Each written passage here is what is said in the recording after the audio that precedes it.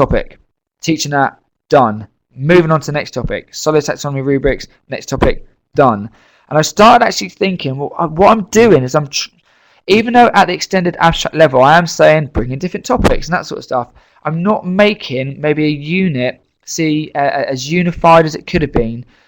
And I started thinking maybe what I'm doing, even though I am talking about when I'm doing the skeletal system, bringing the muscular system, I'm not bringing it all together as good as I could be. And I kept feeling that the individual topics I was teaching, whether it's skeletal, then the respiratory and so on, did just kind of feel a little bit too isolated.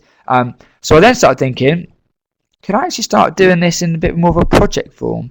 And if you've been following me on Twitter, and I've talked about through the session today, a project has arisen. I'm going to show you how I came to think about this. I started to think, actually, in the bigger scheme of things, can I actually get my department to plan their schemes of work so they're actually mapping each individual topic as a multi-structural component of a bigger picture? Okay. So where normally I would have taught this in isolation, finished my topic, done a unit test, can I actually think of a big outcome? Can I teach these individual topics and get students to think through these individual topics? Then can I get them to see how they all link together? And then can I get them to do something where it actually draws all of these topics together and it really, at a very deep, visual, challenging way, however I want to do it, gets them to show that I really see that they understand each individual topic and how it works together, or how they work together in the bigger scheme of things. And when a lot of people are talking about, you need to share the bigger picture with students, I really thought this was a very effective way of doing it. So I launched my Unit 5 cycling project this year. I've just blogged about it. It's on my website. It's the latest one. And we're running a session with subject support later on in the year, where I'm going to be doing a session I've just done over the last 2 weekends and teach people, delegates, actually how to map out a proper full-scale project using obviously solo as the backbone. I knew when I was doing my summer holidays, when I was sitting watching the Olympics, I knew that I was going to be coming back and teaching media, sponsorship, science, ICT and role models. I knew those 5 topics were coming up.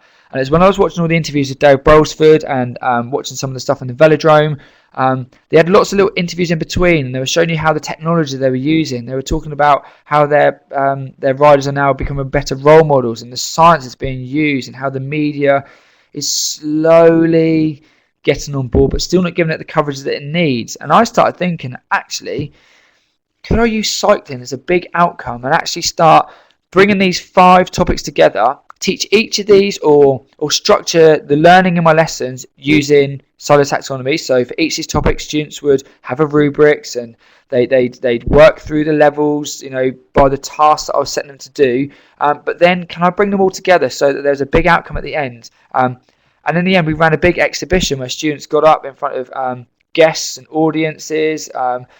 They ran Genius Bar sessions where at the interval, parents and the guests and some of the GB riders and GB coaches came over, and they would talk specifically about media, sponsorship, ICT, role models and so on.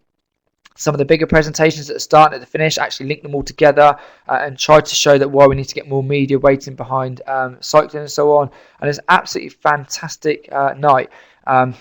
As I said, we're going to talk about it in another subject support online training session. I'm going to show you how to map out one of these projects, because it took me a good few weeks to map it out, and there's some key points that you need to make sure you do and so on, and we'll talk about that. But as you see on the screen there, some pictures of my current project that we did. So a lot of students were bringing together all their multi-structural knowledge of particular topics and linking them all together and so on. And like I said, it all converged in the bottom left-hand corner to one fantastic evening where, like I said, lots of parents came along, lots of guests, the media, press came along, local journalists, local riders, GB coaches and so on, and students really demonstrated their knowledge of all the topics and how they all interlinked and how they all work together. So I will go for this in more detail in another session with subject support and show you actually how you can make a really powerful project. But it was a phenomenal inspiration, probably the best thing I've done in my 8 years of being a PE teacher at my school. So I will talk to that later on if you're interested. The other thing I was talking about or thinking about is in practical lessons. At the moment, we are updating our schemes of work, which is absolutely fantastic. I think every department, every year, 2 years, should obviously update their schemes of work, or just at least review them to see if there's any scope to improve the practice or develop some of the strategies they're using and so on.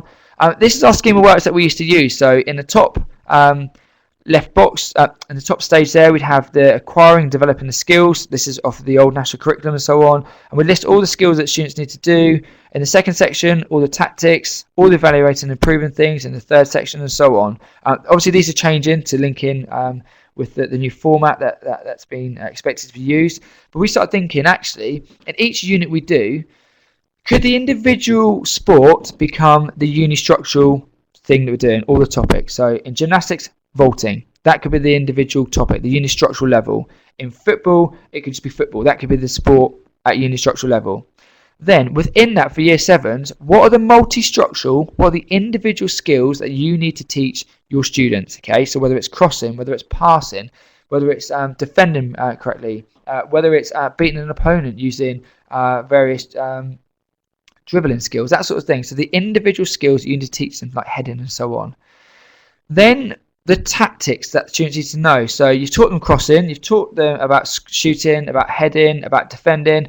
Then bring it together. Could you do at a relational level, could you then plan later on in your unit that students do more tactical stuff and actually start thinking about some scenarios or some conditioned games where they've got to practice getting the ball into the box, and you've got to with an effective cross, but you've got to make sure you're making the correct runs, but the defenders have got to make sure they're using the correct defending skills, and the attackers are going to try, if it's a high cross, to get their head on the ball, if it's a low cross, to get their foot on the ball to score a goal. So you're bringing all those multi-structural practical skills together and combining them into a relational type tactical or scenario type situation or conditioned game. And then we're thinking at the very top level, extended abstract, is there a scenario or a big challenge that you could use? Maybe this is an even more challenging conditioned game or something, which students need to do, which links to the assessment for year 7s for football, that you can get them to do at the very end of your unit. And students actually have to do that, and then you can get your assessment grades from them for it. Maybe you share, like I talked before, you share, look, this is the big challenge at the very end.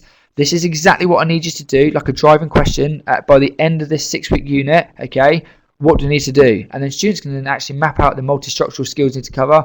Well, sir, based on what you've told me, I need to make sure I know how to pass, how to head, how to shoot, and so on. And then you can even get them independently, start planning out their lessons and so on like that. And then you could lead shooting sessions or get students to create their own shooting lessons or their own heading lessons. And then you can then get them to do it tactically and then move them up to the scenario challenge at the end of the topic or the term, and then see what assessment grade they get. So it's another way of using solo in a practical context, but not just in your lesson, okay, because that's obviously quite easy to map out the skills, techniques, put them into a tactical situation, put them into a conditioned game, nice and easy. This is looking at a more deeper level, how we can get it across your department. Maybe rewrite your schemes of work, or maybe tweak your schemes of work to use solo as the basis.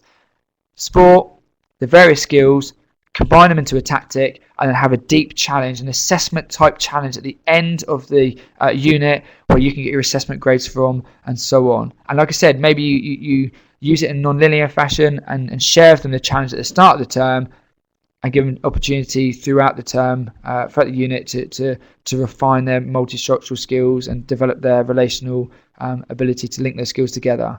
But there we go. That's pretty much all I'm going to cover now.